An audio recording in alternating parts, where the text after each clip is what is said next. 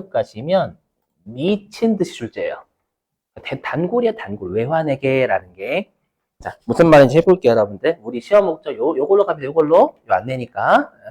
자, 들어보시면 우리나라는 수출하고 수입을 많이 하죠.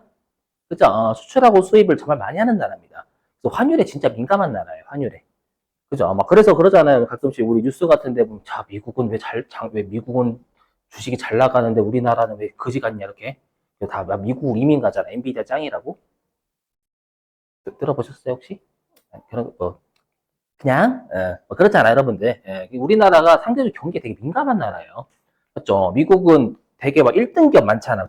그러니까 막 삼성전자도 납품하는 업체지, 맞죠? 뭔가를 뭐 혼자서 하는 건 아니잖아요. 반도체 납품해가지고.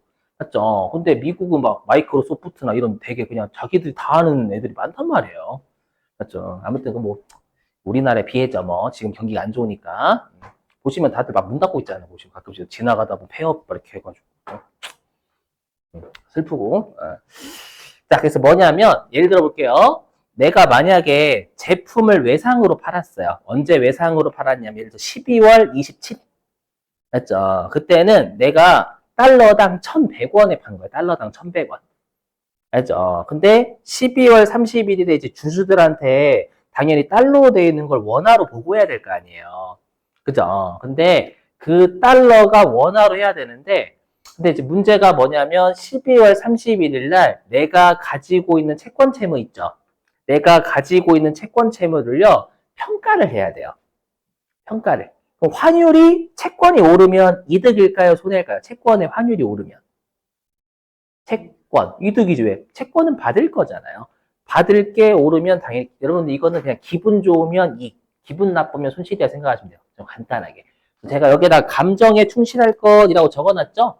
그냥 뭐냐면, 이거예요. 여기다 적어놨죠, 여러분들. 기분, 여기. 기분 좋아. 이거 뜻이 기분 좋아. 미안해. 그죠? 근데 이거 된다?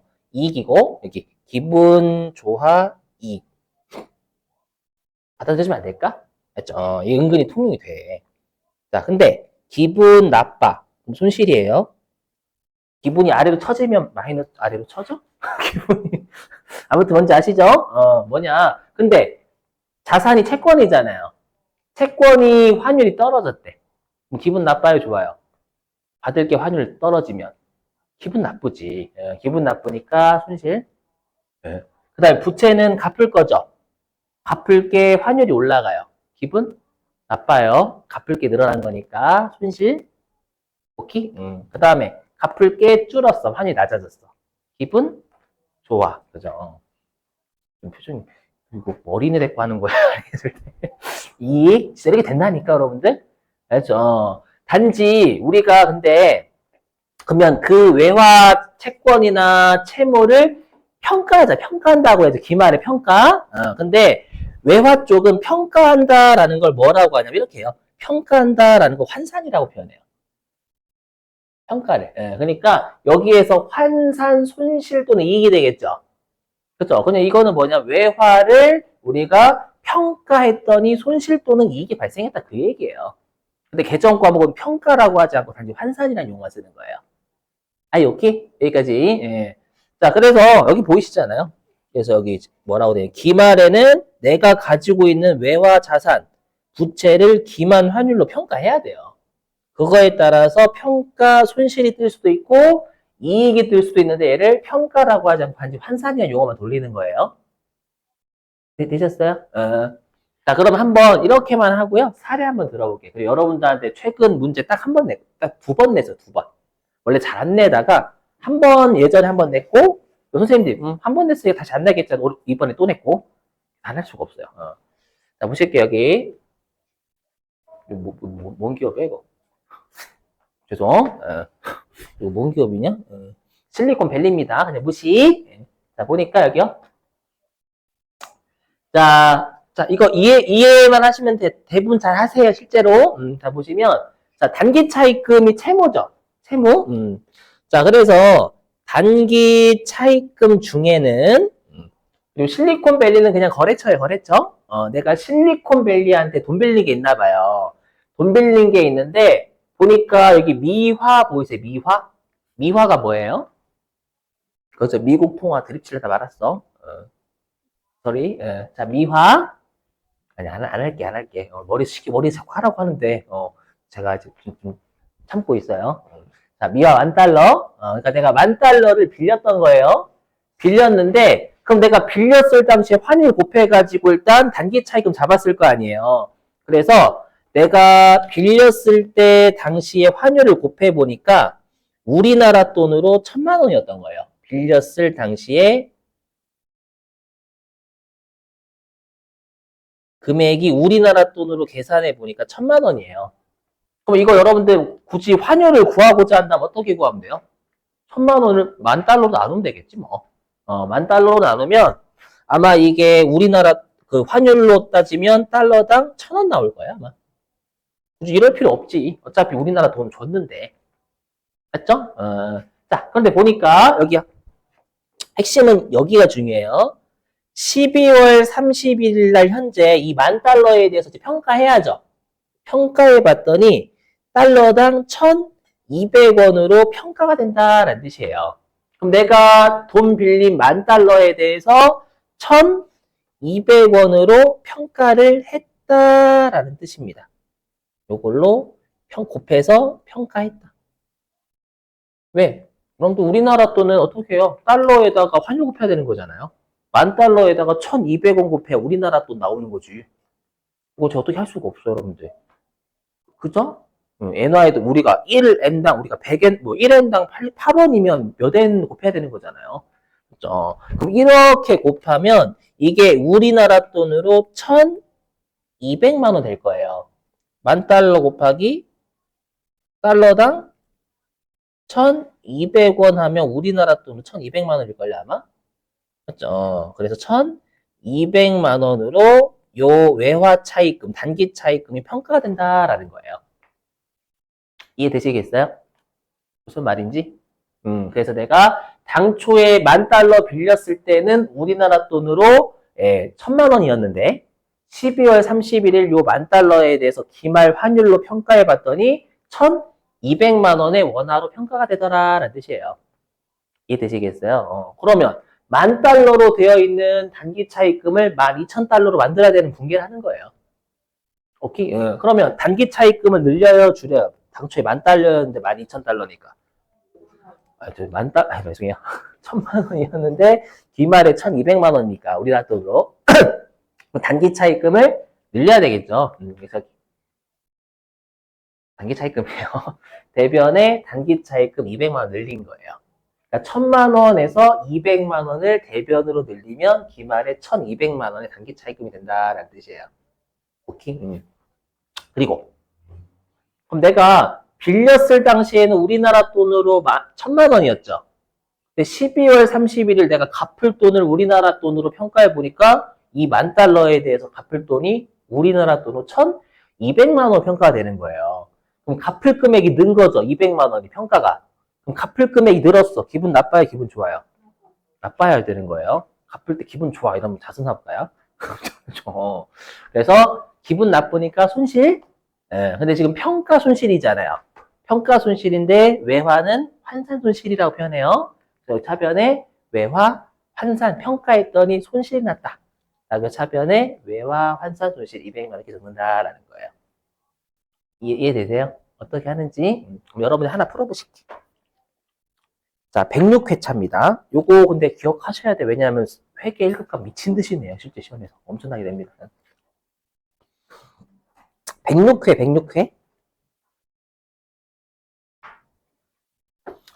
335페이지. 335. 자, 335페이지에 문제 6번에 1번. 335페이지 문제 6번에 1번.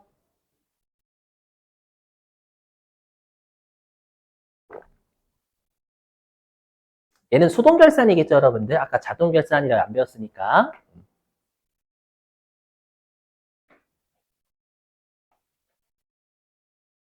계정 과목 여기 계정 과목.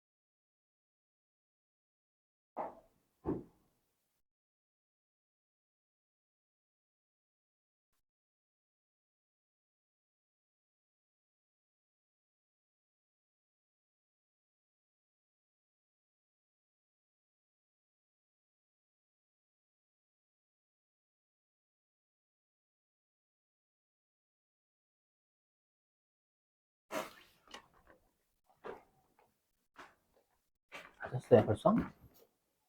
뭐 이렇게 빨리 하셨네. 그죠, 여러분 쉽죠? 물론 안 했지만. 안 했지만. 그죠. 이 표정이, 야, 씨, 보지도 않고 어떻게 쉽냐. 이거. 자, 보시죠. 이거 너 뭐 하고 있는 거냐? 자, 335페이지죠? 해볼게요. 자, 문제 6번에 1번.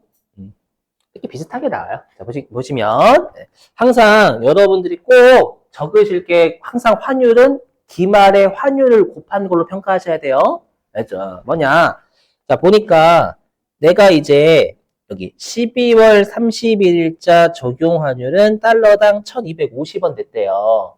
근데 내가 당초에 미국 ABC사한테 뭐 상품을 외상으로 매입한 적이 있나 봐요. 맞죠? 그래서 이걸 굳이 표현하자면 내가 상품을 외상으로 매입할 당시 있죠. 단기 중에.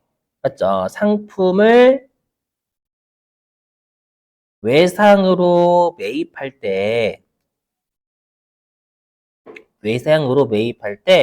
요게 계산해 보니까 달러당 1,100원이 나와요. 이건 계산 안 하셔도 됩니다. 그냥 1,100만 원을 10,000달러로 나누면 1달러당 얼마인지 계산되겠죠. 근데 우리나라 또 이렇게 계산해 주면 굳이 신경 안 써도 된다라는 거예요. 그렇죠? 그러니까 한마디로 내가 그냥 10,000달러의 상품을 외상으로 ABC한테 매입을 했고요. 그때 환율을 곱해보니까 1,100원 곱해보니까 우리나라 돈으로 1,100만 원의 외상 매입금이 있었던 거예요. 근데 12월 31일 날 요 10,000달러에 요 10,000달러에 대해서 12월 31일 날 10,000달러에 대해서 12월 31일자 환율을 곱해서 평가한 거죠. 했더니 우리나라 돈 얼마예요? 계산하시면 1,250만 원 오지 않나요? 그죠? 그래서 1,250만 원으로 평가가 되는 겁니다. 이 분개하세요. 라는 뜻이에요. 그죠? 그러면 1,100만 원의 외상 매입금이 1,250만 원으로 평가되는 분개잖아요. 그죠? 그럼 외상 매입금을 늘려요, 줄여요? 늘려야죠. 늘리니까 외상 매입금, 부채니까 대변. 늘리니까 그대로 대변. 물론 채무니까 거래처는 ABC 쓰셔야 되는 거고요. 150인가요? 그리고 지금 외상 매입금이 채무죠. 채무가 갚을 게 는 거잖아요. 150만 원이. 갚을 게 늘면 기분 나빠. 나쁘니까 평가 손실. 그죠? 평가 손실인데 우리가 외화 쪽은 평가를 환산이라고 해요. 그렇죠? 그래서 외화, 환산, 손실. 이거 비용입니다. 150만 원. 영업의 비용. 이렇게 2분기 끊으면 끝나는 거예요. 이해되세요? 어떻게 하는지? 오케이? 이 정도만 하면 될 것 같아요. 자, 됐어요.